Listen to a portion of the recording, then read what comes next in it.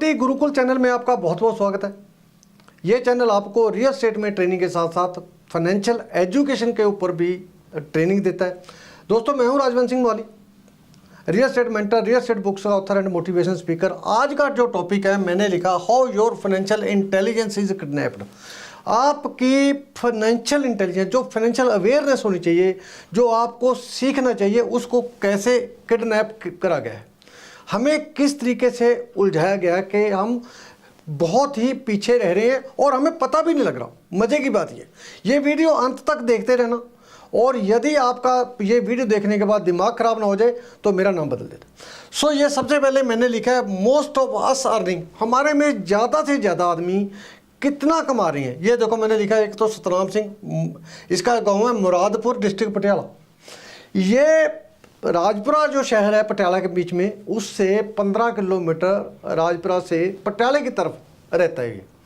और यह नौकरी कहाँ करता है? नौकरी करता है थर्मल प्लांट राजपुरा में, जो राजपुरा से ही 15-20 किलोमीटर दूर है।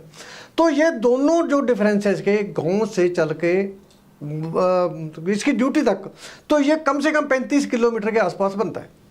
तो ये 35 किलोमीटर आना और 35 किलोमीटर जाना, तो इसको सैलरी एक बता रहा है जी 15,000 रुपया। अब कहने की बात तो ये है कि ये परमानेंट अप्लाई है, पक्की नौकरी कर रहा है। ये 15,000 रुपये या 14,000 रुपये इसके आसपास इसकी सैलरी है, मेरे को मिला था ये। तो ये उसका 5 या 6,000 रुपये महीना तो पेट्रोल का खर्चा ही निकल गया। यदि 5,000 भी निकल जाए तो इसके पल्ले पड़ा 10,000 रुपया। उसके बिना कोई रास्ते में भूख लग गई, कोई मोटरसाइकिल पंचर हो गया, कोई टायर डलवाना पड़ गया, कुछ और करना पड़ गया, वो आपको कोई दवा दारू की ज़रूरत पड़ती है, वो अलग। तो उसका यदि हम करके हिसाब करके देखें तो यदि 2,000 रुपये भी उसमें से निकाल दें तो हमें 8,000 रुपये। इसका मतलब ये 27-28 साल का जो नौजवान बंदा है, उसको 8-9 हज़ार रुपये महीने पर ही बांध के रख लिया। और ये खुश इसलिए कि मेरे को परमानेंट जॉब मिली हुई है। जॉब, ऐसी जॉब को करना क्या है जो आपको खाने के लिए भी ना देती हो, क्योंकि ये अगला मैं टॉपिक फिर आपके साथ इसी के साथ रिलेट कर रहा है, वो डिस्कस करता हूँ। दूसरे नंबर पर मैंने लिखा है teachers on ad hoc and private school teacher. Punjab में एडहॉक पर जो सरकार ने टीचर रखे, उनको 6-6, 7-7 हज़ार रुपये सैलरी देते हैं। 6-7 हज़ार रुपये सैलरी में बनता क्या है? और जो पहले 20-25 हज़ार रुपये लेते, उनकी कम करके कैप्टन अमरिंदर सिंह ने मेरा ख्याल 15,000 रुपये सैलरी कर दी थी, और उनके लिए बहुत बड़ी एजिटेशन होती रही। समझने की कोशिश नहीं करते कि सामने वाले बंदे की कुछ रिक्वायरमेंट है। ये हमारा फाइनेंशियल जो हमारा फाइनेंशियल इंटेलिजेंस है, ये इस तरीके से किडनैप किया गया। आपको ये बता दिया गया कि आप जॉब के बढ़िया चीज़ कोई नहीं आपको। हमारा समाज जो है, हमारी जो बचपन से लेके हमें तैयार करते हैं जॉब के लिए, लेकिन जॉब ऐसी मिलती है, तो इस जॉब में हम क्या करेंगे? तीसरा फिर मैंने लिखा लेबर वर्किंग विद अस, जो किसी तरीके से, चाहे हमारी मेड हो, चाहे राजमिस्त्री के साथ जो लगे हुए लोग, उसको उनको 300, 400, 500 रुपये दिहाड़ी मिलती है, 10,000 से नीचे। अब ये 10,000, 15,000 रुपये महीना कमाने वाले अपने आप को, चलो ये इसको छोड़ के इस कैटेगरी, ये तो अपने आप को बहुत मतलब हायर कैटेगरी में गिनते हैं। तो ये हमारा नोशनल इनकम डाटा हमें क्या कह रहा है कि 1940, ये ईयर लिखा मैंने, और ये रुपीस पर मंथ। 1940 में एक इनकम डाटा था, नोशनल इसलिए लिखा मैंने कि ये परमानेंट फिगर नहीं है, लेकिन परमानेंट के आसपास है। 1940 में जो बंदा क्लर्क लगा हुआ था, टीचर लगा हुआ था, पटवारी लगा हुआ था, फौज में था, उसकी जो सैलरी थी 10 रुपये के आसपास होती थी। मतलब दाल रोटी का गुजारा। 10 रुपये में कोई अमीर आदमी नहीं था ये 1940 वाला। 1900 फिर उसके बाद 20 साल हुए, और 20 साल में ये इसकी सैलरी बढ़ गई 10 गुना। तो ये 100 रुपये हो गए। 1960 में कुछ ये 100 रुपये की सैलरी होगी। फिर 20 साल के बाद ये फिर 20 साल में इसकी फिर 10 गुना बढ़ गई, 1,000 हो गया। अब ये फिर 20 साल का इसका फिर 10 गुना बढ़ गया, ये 10,000 होगी। और 2020 निकल गया, अब 2022 चल रहा है, और ये 10 गुना हो गई, ये 1 लाख रुपये होगी। इसका मतलब 2020 में 1 लाख रुपये महीना कमाने वाला आदमी इतने पैसे कमा रहा है जो 1940 में 10 रुपये बंदा 10 रुपये वाला कमा रहा था। प्रॉब्लम कहाँ है? प्रॉब्लम ये है कि ये जो बंदा 2020 में 1 लाख रुपए कमा रहा है, आप बैंक वाले, LIC, बिजली बोर्ड, इधर उधर के देखो, बंदे मिल जाएंगे आपको लाख के आसपास कमाने वाले। लेकिन वो बंदे ऐश नहीं करते ज़िंदगी में, अपनी ज़िंदगी में कंप्रोमाइज़ करके चलते हैं। 1 लाख रुपए वाला बंदा अपनी मर्जी की कार नहीं रख सकता, अपनी मर्जी का घर नहीं ले सकता, अपनी मर्जी से अपने बच्चों को नहीं पढ़ा सकता, अपनी मर्जी से कहीं फॉरेन टूर नहीं कर सकता, होटलों में खाना नहीं खा सकता। तो ऐश की ज़िंदगी नहीं है, सिर्फ कंप्रोमाइज़ की ज़िंदगी।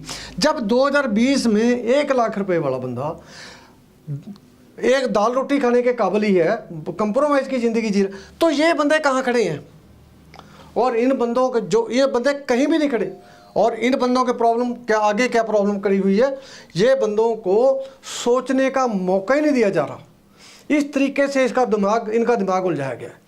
हम कर क्या रहे हैं, हमारे एफर्ट्स क्या हैं? Killing our time on video देख रहे हैं, कुछ इस तरीके की किताबें पढ़ रहे हैं, कुछ अपना टाइम पास, सिर्फ टाइम पास कर रहे हैं। मत्था टेकने वाले भी टाइम पास, मतलब मत्था टेकने का मतलब ये नहीं कि मैं कहता हूँ भगवान को ना मानो, भगवान को मानो, ये नहीं है। मैंने ये देखा है कि हमारे जानकार बंदे 5-5, 6-6 दिन, 10-10 दिन जाके डेरे में रुकते हैं, वहाँ पर डेरे में रुक के वहाँ पर जाके सेवा कर रहे हैं और कर रहे हैं। ओ भाई, सेवा तो करनी है, आप अपने लिए क्या कर रहे हो? यदि आप 10,000 रुपये महीना भी नहीं कमा पा रहे तो इसके बराबर कहाँ खड़ोगे? तो इसका आपका दिमाग ही किडनैप कर लिया। कपिल शर्मा की वीडियो देख देख के हम 5-5 घंटे, कुछ और तरीके की वीडियो, एजुकेशन के ऊपर वीडियो नहीं देखते हम। Entertainment is the biggest industry, ये कह के आपको किडनैप कर लिया गया, आपका दिमाग ही किडनैप कर लिया। विद्या बालन का एक डायलॉग, एंटरटेनमेंट एंटरटेनमेंट एंटरटेनमेंट। वो हरामजादों को देखो तो सही, जो हमारा नौजवान है ये कहाँ जा रहा है? इन नौजवानों को जो 10,000 रुपये महीना, 8,000 रुपये महीना कमा रहे, इनका क्या बनेगा? मैं गांव में जाता हूं तो गांव में जो लोग मिलते हैं मेरे को, कोई जानकार होते हैं, कहते हैं हमारे बच्चे को सर्विस लगवा दो, कहीं जॉब लगवा दो, कितने पैसे पर, जितने मर्जी दिला दो, 10,000 रुपये दिला दो। वो 10,000 की जॉब, मैंने कहा 10,000 में गुजारा नहीं होगा। कहते हैं अपने लिए तो हो जाएगा, अपने लिए आज होगा, कल को इसकी शादी होनी है, बच्चे होना, तो इसका फ्यूचर क्या है? कोई फ्यूचर नहीं। हम फ्यूचर के बारे में चिंता ही नहीं कर रहे बिल्कुल ही। हम बिना वजह के पॉलिटिक्स के ऊपर 4-4, 5-5 घंटे डिस्कस कर रहे हैं, कोई मतलब नहीं। वीडियो एंटरटेनमेंट की वीडियोस देख रही हैं, बाबाओं की बातें कर रहे हैं, किशोर की बातें। यार अपने बारे कब सोचोगे? फिर हमने क्या एफर्ट्स क्या होने चाहिए? हमें फाइनेंशियल काउंसलिंग या अवेयरनेस की ज़रूरत है। यदि हमारे पास फाइनेंशियल काउंसलिंग या अवेयरनेस होगी तब हम जाके आगे इनको, ये हमें डिफ्रेंशिएट कर पाएंगे। इनको, इन दोनों का फ़र्क तब पता लगेगा, कब? जब हम फाइनेंशियल काउंसलिंग या अवेयरनेस को लेने की कोशिश करेंगे।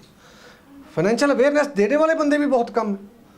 तो हमारा चैनल है प्रॉपर्टी गुरुकुल, मैं फाइनेंस की बात हमेशा करता हूँ।